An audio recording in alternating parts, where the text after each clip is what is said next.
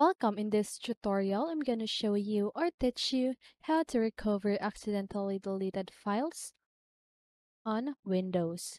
So if you want to know how I did it, just keep on watching. So first of all, there are many ways to recover your accidentally deleted files. But in this tutorial, I'm going to show you the simplest way to restore it, okay, or to recover your file. So if you want to know what are the different ways to do this, just go ahead and comment. And I'm going to create a new video for that.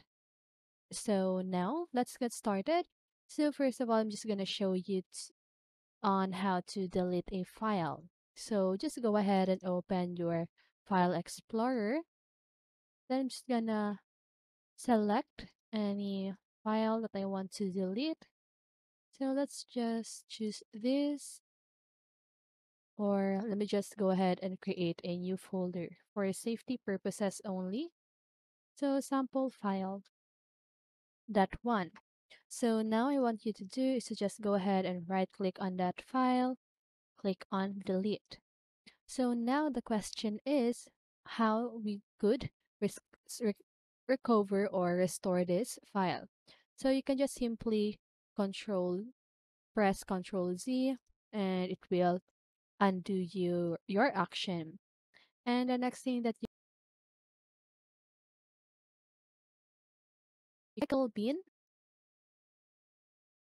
and then find the file that you accidentally deleted. So this is the file. So if you want to restore it, you just go ahead and right click on the file, click on restore, and then just go ahead and check again on the location of that file. As you can see, it is now recovered here on local disk D. So that's it. This is the simplest way to recover the accidentally deleted files on your Windows. So I hope this video helped you, and if it did, make sure to like, subscribe, and hit the bell notification so you won't miss a video. See you in the next one, and have a great day.